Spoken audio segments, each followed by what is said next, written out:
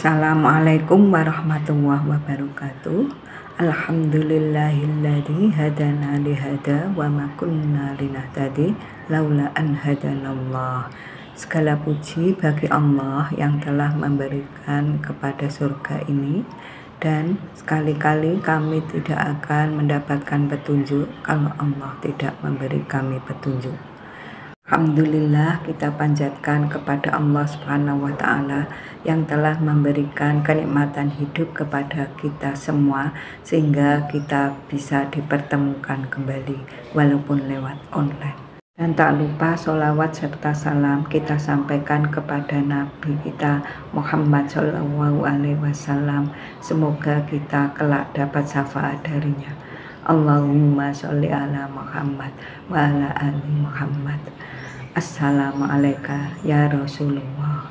Saudaraku semua yang dirahmati oleh Allah Subhanahu wa Ta'ala, Muharram termasuk satu dari 4 bulan suci yang dimuliakan Allah Subhanahu wa Ta'ala. Ada sejumlah peristiwa penting yang dialami para nabi terdahulu yang terjadi pada bulan tersebut. Utamaan bulan Muharram ini disebutkan dalam surat At-Taubah ayat 36.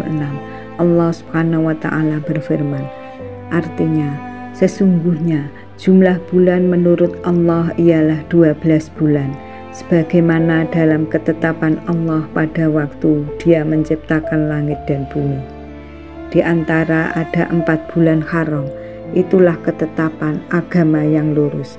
Maka janganlah kamu menzalimi dirimu dalam bulan yang 4 itu. Dan perangilah kamu musyrikin semuanya, sebagaimana mereka pun memerangi kamu semuanya. Dan ketahuilah bahwa Allah beserta orang-orang yang takwa. Quran Surat At-Taubah 36.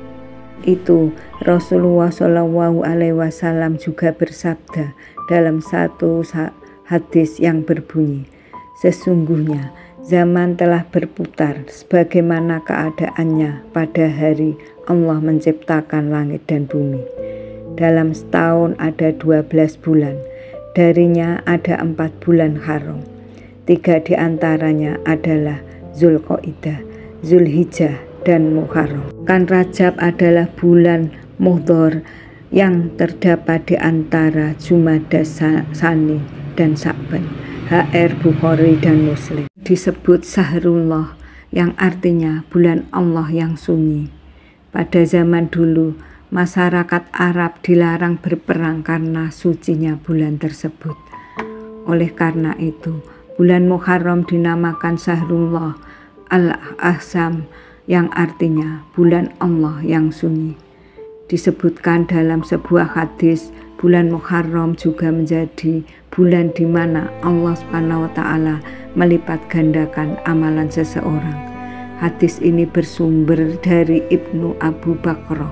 Ia menceritakan Rasulullah SAW menyebut bulan Muharram sebagai salah satu bulan haram di kalender Hijriah, dan beliau bersabda, maka sesungguhnya darah, harta, dan kehormatan kalian semua haram, mulia atas kalian seperti mulianya hari ini, di negeri ini dan di bulan ini, dan sesungguhnya kalian akan menghadap Tuhanmu sekalian, dan Dia akan bertanya kepada kalian tentang amal perbuatan kalian.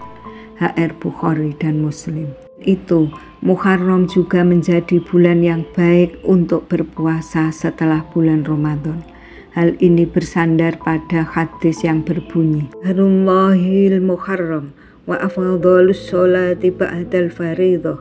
Baik-baik puasa setelah puasa Ramadan adalah puasa di bulan Muharram, dan sebaik-baik sholat setelah sholat fardu adalah sholat malam. HR Muslim. Muharram adalah bulan pertama dalam kalender Hijriah yang dicetuskan pada masa Khalifah Umar bin Khattab. Ada sejumlah peristiwa penting bulan Muharram yang dialami para nabi. Berikut 5 diantaranya, seperti dikatakan Kiai Haji Husain Muhammad dalam buku Cinta, Keindahan, Pencerahan, dan Kemanusiaan. Nabi Adam alaihissalam diciptakan bertobat dan masuk surga. Nabi Musa alaihissalam diselamatkan dari kejaran Fir'aun dan Fir'aun ditenggelamkan di Laut Merah. Nabi Yunus alaihissalam keluar dari perut ikan. Nabi Isa alaihissalam dilahirkan dan diangkat ke langit. Nabi Sulaiman alaihissalam menduduki singgasana kerajaan besar. Saudaraku semua yang dirahmati oleh Allah Subhanahu wa Ta'ala, inilah peristiwa agung para nabi di bulan Muharram yang dikisahkan dalam Al-Quran. Dan Muharram ternyata menjadi saksi terjadinya beberapa peristiwa agung yang diabadikan dalam Al-Quran sebagai salah satu bulan yang penting dalam Islam. Muharram juga merupakan bulan pembuka dalam kalender Hijriah. Bulan ini juga termasuk dalam kategori Al-Ashhur Al-Hurum, bulan-bulan yang dimuliakan oleh Allah Subhanahu wa Ta'ala. Dikatakan Al-Ashhurul Hurum sebab terdapat larangan berperang di dalamnya serta kemuliaan berupa berlipat gandaan pahala atas amal ibadah. Allah Subhanahu wa Ta'ala berfirman, sesungguhnya jumlah bulan menurut Allah ialah 12 sebagaimana dalam ketetapan Allah pada waktu Dia menciptakan langit dan bumi. Di antaranya ada 4 bulan haram, itulah ketetapan agama yang lurus. Maka janganlah kamu menzalimi dirimu dalam bulan yang 4 itu. Dan perangilah kaum musyrikin semuanya sebagaimana mereka pun memerangi kamu semuanya. Dan ketahuilah bahwa Allah beserta orang-orang yang takwa. Quran Surat At-Taubah 36. Saudara-saudaraku semuanya yang dirahmati oleh Allah Subhanahu wa Ta'ala, inilah peristiwa-peristiwa agung para Nabiullah. Yang pertama, diturunkannya Adam dan Hawa ke bumi, bermula dari memakan biji-bijian surga yang terlarang. Ia dan Hawa kemudian diturunkan ke bumi secara terpisah. Dalam kondisi tersebut, Nabi Adam tak henti-hentinya memohon ampun atas apa yang telah diperbuatnya, hingga pada suatu hari ketetapan dengan bulan Muharram, Allah Subhanahu wa Ta'ala menerima taubatnya. Adam mendapatkan beberapa kalimat dari Tuhannya, lalu dia kembali kepadanya. Sungguh Allah Maha menerima taubat lagi Maha penyayang. Quran Surat Al-Baqarah 37. Imam Jalaluddin As-Suyuti dalam tafsirnya menyatakan sepakat bahwa yang dimaksud adalah kalimat doa dalam surat Al-A'raf ayat 23 yang berbunyi, Lana dolamna anfusana wa illam taghfir lana lanakunanna minal khasirin. Tuhan, kami telah menzalimi diri kami sendiri, dan jika Engkau tidak mengampuni kami, maka sungguh kami termasuk orang-orang yang merugi. Kedua, berlabuhnya Bahtera Nuh. Allah Subhanahu wa Ta'ala berfirman dalam surat Hud 44 dengan terjemahan ayat seperti berikut. Dan dikatakan, hai bumi, telanlah airmu, dan hai langit, hujan, berhentilah, dan air pun disurutkan. Entah itu diselesaikan dan bahtera tersebut berlabuh di atas bukit Judi, dan dikatakan, binasalah orang-orang yang zalim.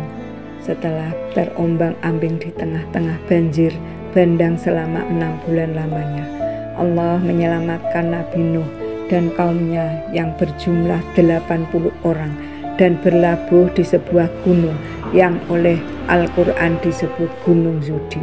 Pas dari perbedaan pendapat tentang lokasi gunung tersebut, Allah memenuhi janjinya untuk menyelamatkan orang-orang beriman dan tidak mendustakannya. Ini bertepatan dengan bulan Muharram, tepatnya di hari Asyura, sehingga mereka semua berpuasa sebagai bentuk syukur atas keselamatan yang diberikan. 3. Ibrahim terselamatkan dari siksa Namrud. Menurut As-Sawi, Nabi yang bergelar Al-Khalil dan dikenal sebagai bapak monoteisme, ini mendapat siksaan berupa dilempar ke dalam kobaran api saat Usianya menginjak 16 tahun. Kecerdasannya dalam mendebat sang raja dalam masalah ketuhanan membuatnya harus mengalami peristiwa kejam ini. Namun, raja yang sesungguhnya yakni Allah Subhanahu wa Ta'ala tidak membiarkan hal itu terjadi.